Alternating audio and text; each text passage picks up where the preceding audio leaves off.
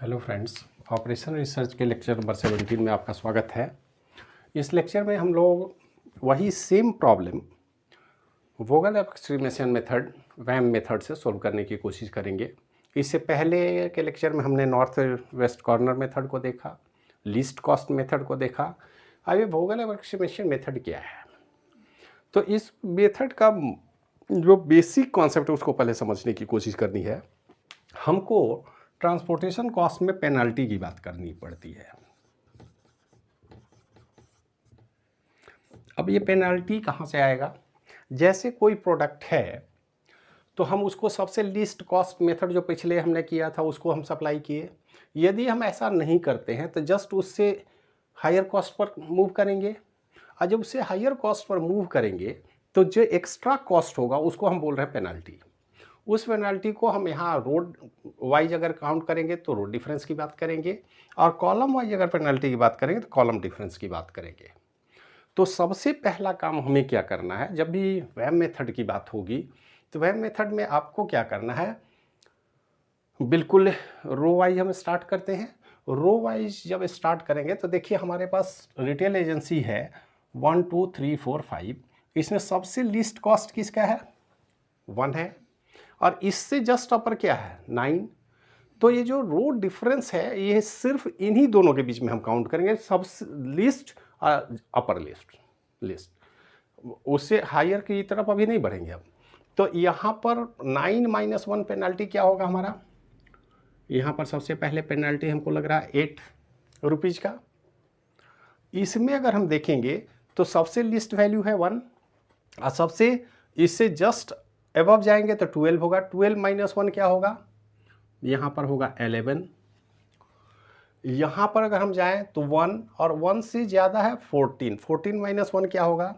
यहाँ 13 होगा। ठीक उसी तरह कॉलम वाइज भी पेनल्टी हम काउंट करने की कोशिश करेंगे। तो कॉलम वाइज जब करेंगे तो कॉलम में सबसे लिस्ट वैल्यू है 1, 1 के एबव है 14। 24 की बात नहीं करेंगे, 1 के जस्ट एबव, जस्ट एबव 14 हो गया तो 14 - 1 यहाँ पर पेनल्टी लग रहा है 13।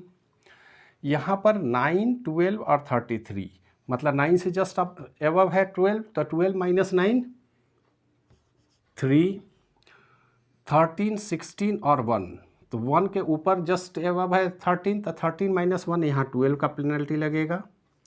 और इसमें हम देखेंगे तो यहाँ पर सबसे लिस्ट कॉस्ट क्या है? 20। 20 से ऊपर 23 है, तो 23 - 20 36 तो सबसे ज़्यादा है, इसकी बात नहीं करेंगे। तो 23 - 20 क्या होगा? डिफरेंस होगा 3। और यहाँ पर 51, 26 और 21, यहाँ पर क्या होगा? 25। अब ये हमारा कॉलम डिफरेंस आ गया इन पांचों ही कॉलम का, और तीनों रो का रो डिफरेंस आ गया। अब एलोकेशन कैसे होगा ये ध्यान रखना है। हम स्कैन करेंगे इसको, जो जहाँ पर सबसे ज़्यादा पेनल्टी लगने की संभावना है उसको पहले एलोकेट करेंगे। तो सबसे ज़्यादा पेनल्टी हमारा क्या है? 25 है, तो इसका मतलब है कि इसको हम एलोकेट करेंगे, और इसमें मिनिमम के लिए एलोकेशन होगा। एलोकेशन सबसे फर्स्ट एलोकेशन हमारा इसका होगा। अब इनका डिमांड क्या है? इनका रिक्वायरमेंट है 40, हमारे पास कैपेसिटी है 100, तो हम 40 इनको सप्लाई कर देंगे, और 40 सप्लाई करेंगे तो यहाँ रिमेनिंग होगा 60, और ये 40 हो जाएगा 0। तो ये हमारा 0 बच गया, इस पूरे क्रॉस करके 0 कर दें। अब ये 0 हो गया तो इनका रिक्वायरमेंट कंप्लीट होगा, अब इनको सप्लाई करने की कोई आवश्यकता नहीं है। ये पहला काम हमने किया, फर्स्ट रो डिफरेंस और कॉलम डिफरेंस हमने निकाला, और मैक्सिमम पेनल्टी जिस कॉलम या रो के लिए होगा उसको हम पहले एलोकेट करेंगे। तो हमारा मैक्सिमम पेनल्टी 25 था, 25 के लिए हमने लिस्ट कॉस्ट जो था उसको सप्लाई कर दिया। अब क्या करें? तो इसके बाद फिर से ये काम हम करेंगे। अब फिर से काम करेंगे तो बात वही होगी। यहाँ पर रो डिफरेंस तो सेम है, 8 होगा। यहाँ पर अब रो डिफरेंस कोई चेंज होगा क्या? तो इसको तो सप्लाई कर चुके हैं, अब इसका काउंट नहीं करेंगे। अब ये हमारे पास ये 4 ही सेल बचे हुए हैं, तो इसमें सबसे लिस्ट कॉस्ट क्या है? 12 है, और इसके जस्ट ऊपर है 16, तो 16 - 12। अब यहाँ पर हमारा पेनल्टी होगा 4, जो पहले 11 था अब हो गया 4। यहाँ पर कोई चेंज हमने नहीं किया है, इसका मतलब यहाँ पर 13 होगा। इसके बाद हम कॉलम का डिफरेंस निकालें तो कॉलम डिफरेंस भी यहाँ पर 13 होगा, यहाँ पर 3 होगा, यहाँ पर 12 होगा, यहाँ पे भी 3 होगा, और इसको सप्लाई हम कर चुके हैं। अब यहाँ तो कोई डिमांड ही नहीं है, 0 है, इसलिए इसका आप काउंट करने की कोई आवश्यकता नहीं है। तो अब जरा गौर से देखें कि मैक्सिमम पेनल्टी हमको कहाँ लग रहा है। मैक्सिमम यहाँ 13 है, यहाँ 13 है, 12 है, 3 है, 3 है। तो किसी भी, चाहे इस 13 की बात करें या इस 13 की बात करें, कोई फ़र्क नहीं पड़ता। तो सबसे पहले हम मान लेते हैं पिछले टाइम में हमने कॉलम में किया है, तो फिर रो में भी कर सकते हैं, कोई दिक्कत नहीं। हम इसी 13 को काउंट करें, क्योंकि अब यहाँ स्टेटस टाई हो गया, इसलिए अब हम किसी को एलोकेट कर सकते हैं। अदरवाइज जो मैक्सिमम पेनल्टी होता है उसको हम करते। तो इस 13 के एलोकेशन की बात करें तो इसमें सबसे मिनिमम क्या है, 1 है। इनका डिमांड है 50, हमारे पास अवेलेबल कैपेसिटी है 150, तो यहाँ पर हम सप्लाई करेंगे 50। अब ये 50 हो गया 0। अब इनका डिमांड फुलफिल हो गया, ये आउट ऑफ रेस हो गए, और यहाँ पर अब हमारे पास कैपेसिटी हो जाती है 100। अब देखिए दूसरा एलोकेशन तो हमने निकाल लिया। अब इसको एलोकेट करने के बाद तीसरी स्थिति क्या होगी, तो फिर वही स्थिति, यहाँ पर तो 8 है, यहाँ 4 है, यहाँ पर अब हमने चेंज किया है। तो अब मिनिमम एलोकेशन हमारा ख़त्म हो गया। हमारे पास 14, 33, 23 और 26 है। तो यहाँ पर जो पेनाल्टी होगा 23 सबसे लोएस्ट है, 14 उसके ऊपर 23 है, तो 14 + 9। अब यहाँ पर हमारा रो डिफरेंस 9 का है। यहाँ पर हम बात करें तो यहाँ पर ऑलरेडी 13 है, 3 है, इसमें एलोकेशन हमारा 0 हो गया, तो इसको काउंट करने की ज़रूरत नहीं है। और यहाँ पर 3 है, यहाँ भी काउंट करने की ज़रूरत नहीं है। अब जरा सा देखिए मैक्सिमम एलोकेशन डिफरेंस कहाँ, मैक्सिमम पेनल्टी लग रहा है 13, इस 13 की हम बात कर रहे हैं। तो इस 13 को एलोकेट करेंगे। सबसे पहले हमने 25 को एलोकेट किया, फिर 13 को किया, फिर इस 13 की बात कर रहे हैं। इसमें सबसे मिनिमम वैल्यू है 1, तो इनका डिमांड हम फुलफिल करेंगे। इनका डिमांड क्या होगा, निश्चित रूप से इनका कैपेसिटी है 50, तो 50 हम एलोकेट कर देंगे, यहाँ हो जाएगा 0, और यहाँ पर हमारे पास रिमेनिंग होगा 50 रिक्वायरमेंट। ये काम हमने कंप्लीट कर लिया। अब फिर से वही स्थिति आएगी, फिर से हम रो डिफरेंस की बात करेंगे। तो यहाँ पर फिर से ज़रा एक और लाइन हम बना लें। अब ये 1 का एलोकेशन कंप्लीट हो गया, अब डिफरेंस हमारा 9 है, 13 भी आउट हो गया है। 13 आउट क्या हो गया, अब यहाँ तो कोई रिक्वायरमेंट ही नहीं है, ये हमारा ऐसे ही आउट हो गया। तो अब जब ये आउट हो गया तो इसके लिए कोई बात ही नहीं करेंगे, ये हमारा कंप्लीट हो गया है। अब इनके डिफरेंस की बात करेंगे। तो यहाँ पर डिफरेंस है 14, 12, 20 और 24। मतलब डिफरेंस क्या होगा, 12 और इसके जस्ट एबव है 8। इसका मतलब यहाँ पर हमारा जो अब डिफरेंस है वो 8 का हो गया है। ये है लिस्ट वैल्यू और upper least, just above the least value 12 और 20। तो 20 - 12 डिफरेंस है 8। यहाँ पर अगर गौर से हम देखें तो यहाँ पर भी ये आउट हो चुका है 23, 33 एंड 14। तो 14 और 23 यहाँ पर जो डिफरेंस होगा वो क्या होगा, 9 का होगा।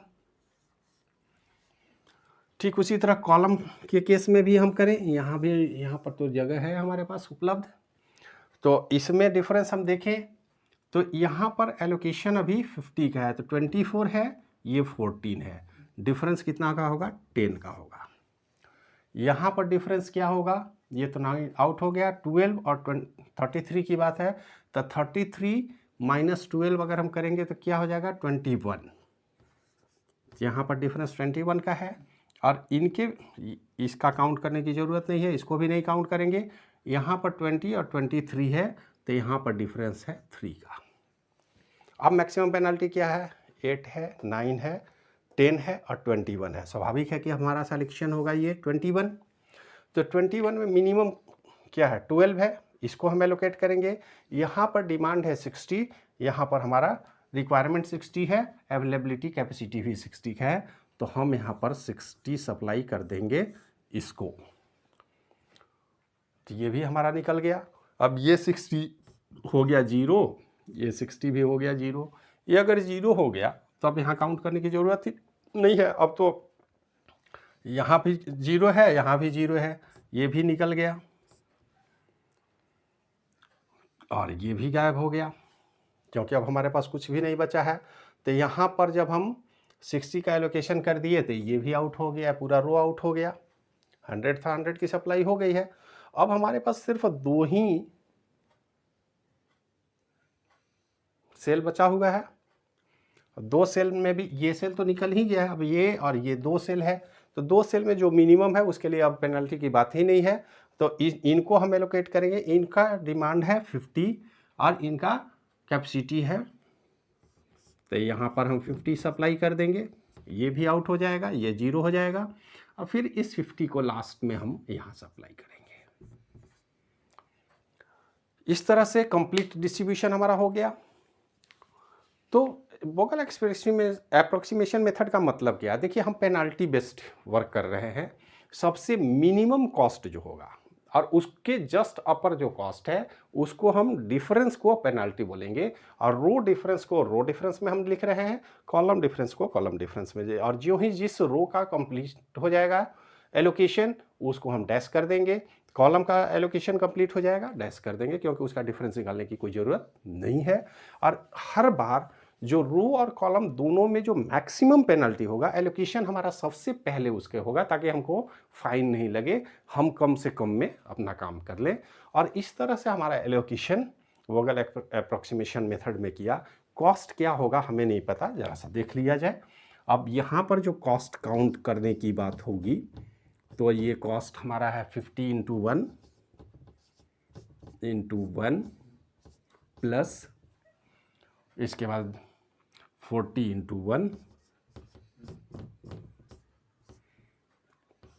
Plus 60 into 12 plus 50 40 60 50 into 14 into 14 plus 50 into 1 plus 50 into 23 ये टोटल कॉस्ट हमारा आ रहा है according to this method.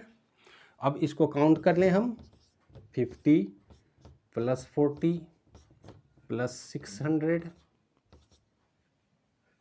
Plus 700 plus 50 और प्लस 1150।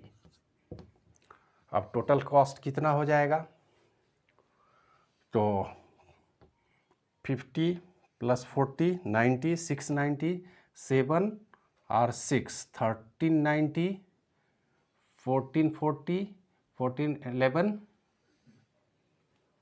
2590, इसमें भी आ रहा है 2590। तो ये वोगल एप्रोक्सीमेशन मेथड से भी जब कॉस्ट हम निकालते हैं तो ये हमारा 90 है, काउंट अपने से कर लीजिएगा। 1150 1200 1200 7 1900 19 और 6 25 2590 बिल्कुल सही है। तो यहाँ पर वेब मेथड से हमारा 25900 आ रहा है, कुछ यही लिस्ट कॉस्ट मेथड से भी आ रहा था, और जब हम नॉर्थ वेस्ट कॉर्नर मेथड में जा रहे थे तो हमारा कॉस्ट अधिक आ रहा था।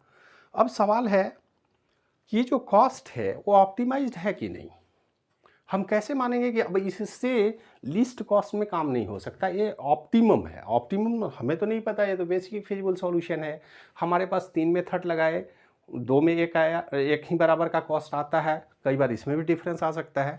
तो 3 अलग अलग कॉस्ट में हमको ऑप्टिमाइजेशन की ज़रूरत पड़ेगी। और अगले मेथड में हम यूवी मेथड या मोदी मेथड की बात करते हैं, तो ये मोदी मेथड या यूवी मेथड जो है वो अब इसका ऑप्टिमाइज्ड सॉल्यूशन प्रोवाइड करेगा। हम बोल सकते हैं कि उससे बेस्ट कुछ नहीं हो सकता। तो अभी तक ये 3 अलग-अलग मेथड जो थे जिसमें हमने कॉस्ट फाइंड किया, ट्रांसपोर्टेशन कॉस्ट एक ही आइटम का अलग-अलग रिटेल एजेंसी पर, अलग-अलग फैक्ट्री पर। और यहाँ पर देखिए जो काम हमने बिल्कुल सिंपल तरीके से किया, आप ये मान के चले कि रिटेल एजेंसी और अधिक हो सकते हैं, हमारा आइटम भी अलग-अलग हो सकता है, हर आइटम के लिए हम निकालना चाहें तो निकाल सकते हैं अलग-अलग। फिर उसके बाद फैक्ट्री भी अलग-अलग हो सकता है। ये प्रॉब्लम कॉम्प्लेक्स हो सकता है प्रैक्टिकल फील्ड में, लेकिन मेथड अगर आपको पता होगा बारी-बारी से आप इसको आसानी से कर पाएंगे। तो नेक्स्ट लेक्चर में हम लोग डिस्कशन करेंगे मोडी मेथड या यूवी मेथड, जो बेसिक फिजिबल सॉल्यूशन हमने इन तीनों मेथड से निकाला है, ये तो निकालेंगे हम, लेकिन इसको और ऑप्टिमाइज करने की कोशिश करेंगे। इससे बेस्ट कोई व्यवस्था अगर हो, ऑप्टिमाइज करके, ऑप्टिमम कहने का मतलब अब उससे आसान नहीं हो सकता, वो एकदम स्टैंडर्ड कॉस्ट होगा और जो हम रियल लाइफ में अप्लाई करेंगे। तो इसको यहीं क्लोज करते हैं, मिलते हैं नेक्स्ट वीडियो में, तब तक के लिए धन्यवाद।